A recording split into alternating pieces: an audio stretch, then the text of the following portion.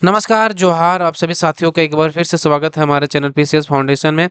और Jharkhand field worker का class चल रहा था हमारा और साथ ही उत्पाद सिपाही का, जिसमें झारखंड जीके का बहुत ही महत्वपूर्ण रोल है। ठीक है, तो चलिए इसी को आज स्टार्ट करते हैं और देखते हैं क्या खास है। और किन्हीं को यह पीडीएफ चाहिए तो पीडीएफ आपको मिल जाएगा टेलीग्राम चैनल पर। वहां चल जाइएगा और सर्च कर लीजिएगा पीसीएस फाउंडेशन को। क्या कर लीजिएगा, पीसीएस फाउंडेशन टेलीग्राम चैनल को जाइएगा, वहां पर यह पीडीएफ मिल जाएगा। ठीक है, तो चलिए आज का पहला सवाल आपके सामने है कि झारखंड राज्य में आपदा विभाग का गठन किस वर्ष किया गया था? बताइए, मालूम है आप लोगों को?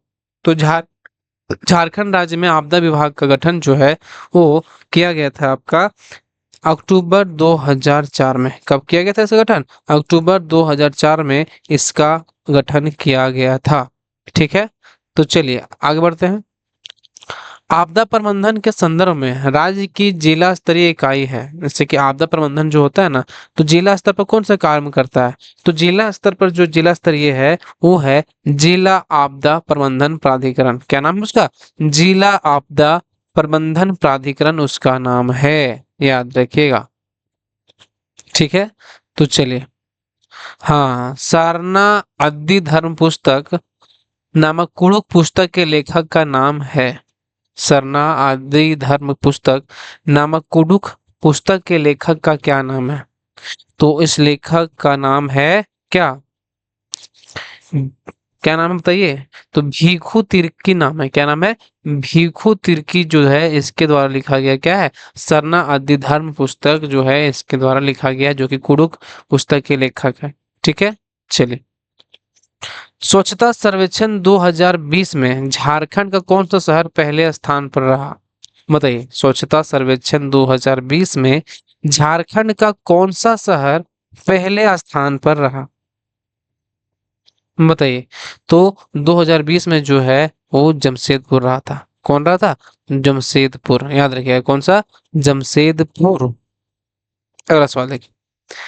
झारखंड के नए पुलिस महानिदेशक के रूप में किसने पदभार ग्रहण किया? बताइए, ये जो है कौन है?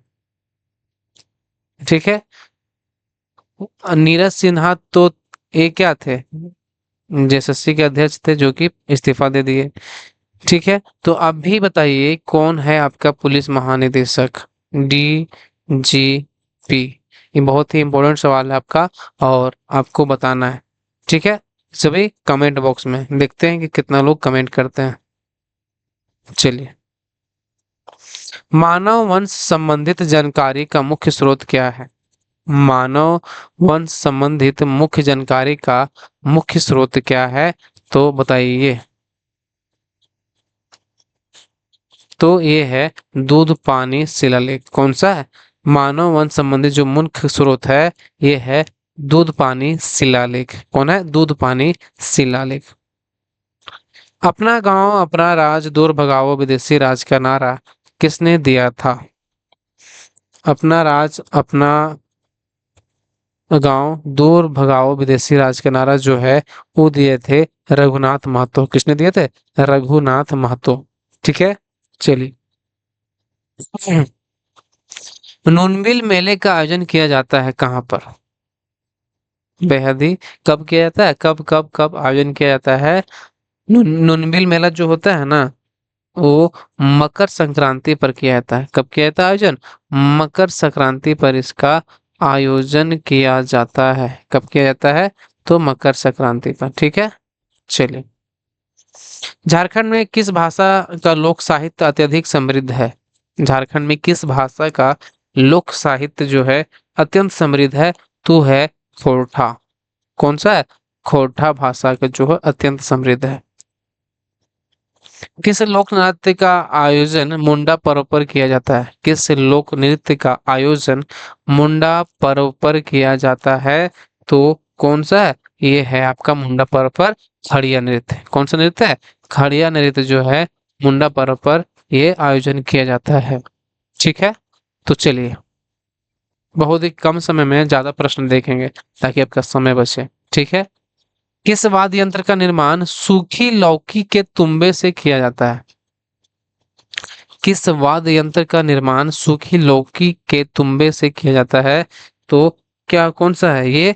तो बुवंग एक नाम सुने होंगे। इसका जो निर्माण होता है ना बजाने वाला, इसका वाद्य यंत्र है जिसका निर्माण जो है सूखी लौकी के तुम्बे से किया जाता है। किससे किया जाता है? तो सूखी लौकी के तुम्बे से। राज्य में संथाली भाषा के कितने रूप पाए जाते हैं? बताइए। राज्य में जो है संथाली भाषा के दो रूप है। कितने रूप है? तो दो रूप पाया जाता है। ठीक है, याद रखिएगा। किसे हिंदी का पहला आदिवासी साहित्यकार माना जाता है? किसे हिंदी का पहला आदिवासी साहित्यकार माना जाता है? तो बताइए, ये माना जाता है एलिस एक्का को। किसको माना जाता है? एलिस एक्का को ये माना जाता है। किसको माना जाता है? एलिस एक्का को। झारखंड में सैनिक विद्यालय की स्थापना की गई थी। कब किया गया था सैनिक विद्यालय की स्थापना? तो कहाँ पे किया गया था? तो तिलैया में। कहाँ पे किया गया था? तो तिलैया में इसका निर्माण किया गया था। कब किया गया था? तो 1963 में। कब किया गया था? 1963 में। संथाल परगना काश्तकारी अधिनियम 1949 के उद्देश्यों को क्रियान्वित करने के लिए नियम बनाने का अधिकार है। ये जो है इसलिए लेकर आए ना, तब थोड़ा झारखंड जी के पढ़ रहे हैं तो थोड़ा सा ये भी जानना जरूरी है, क्योंकि ये जो है जीपीएससी में ही पूछा जाता है। बाकी आपका जो एग्जाम है इसमें पूछा नहीं जाएगा, लेकिन थोड़ा सा जानकारी के स्रोत से आपको देखना चाहिए। तो संथाल परगना काश्तकारी अधिनियम 1949 के उद्देश्यों को क्रियान्वित करने के लिए नियम बनाने का अधिकार जो है वो है आपका किसमें? राज्य सरकार को। किसको पास है?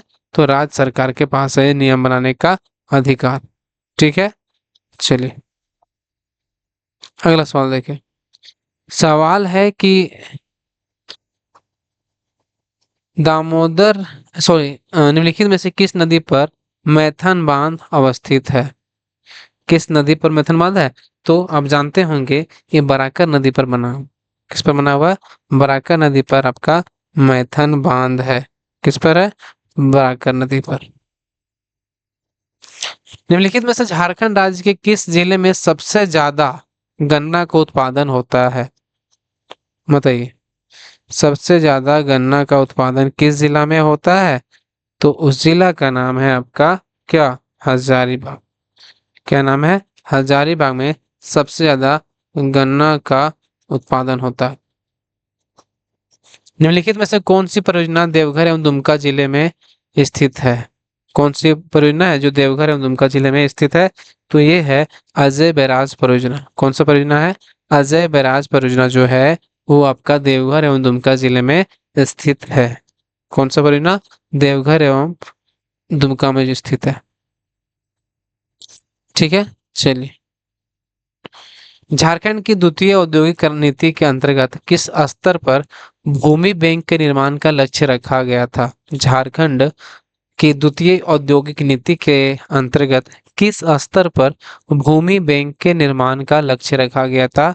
तो यह था जिला स्तर पर। कहाँ तक था? जिला स्तर तक था। ठीक है, चलिए।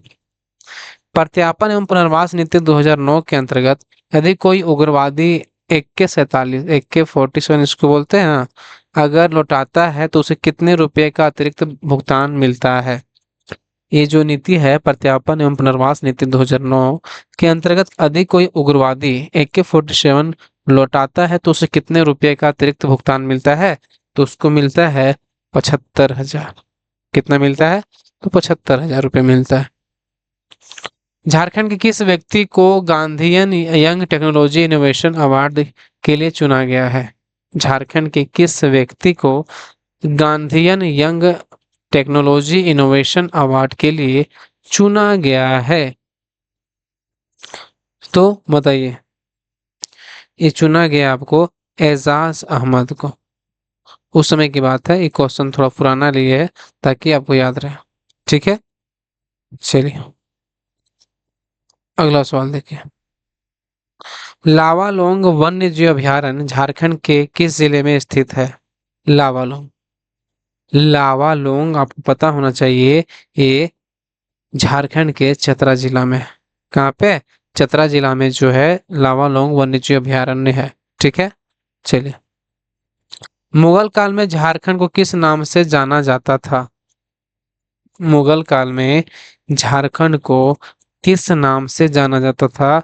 तो जाना जाता था खोखरा, क्या जानते थे उसको? खोखरा नाम से यह जाना जाता था। ठीक है, चलिए। संथाल विद्रोह के दमन के पश्चात किसे संथाल परगने का प्रथम जिलाधीश बनाया गया था? संथाल विद्रोह के दमन के पश्चात किसे संथाल परगने का प्रथम जिलाधीश बनाया गया था? तो ये बनाया गया था एस्ली एडन को। किनको बनाया गया था? एस्ली एडन को बनाया गया था। झारखंड के किस पर्व के दौरान लाल मुर्गे की बलि चढ़ाई जाती है? झारखंड के किस पर्व के दौरान लाल मुर्गे की बलि चढ़ाई जाती है? तो उस पर्व का नाम है चांडी पर्व। कौन सा पर्व है? चांडी पर्व है ये। ठीक है, चलिए। जनी शिकार, जनी शिकार किस जनजाति द्वारा मनाया जाने वाला सामूहिक त्योहार है? जनी शिकार किस जनजाति द्वारा मनाया जाने वाला सामूहिक त्योहार है? तो ये है आपका उरांव जनजाति के द्वारा। किसके द्वारा? उरांव जनजाति। उरांव।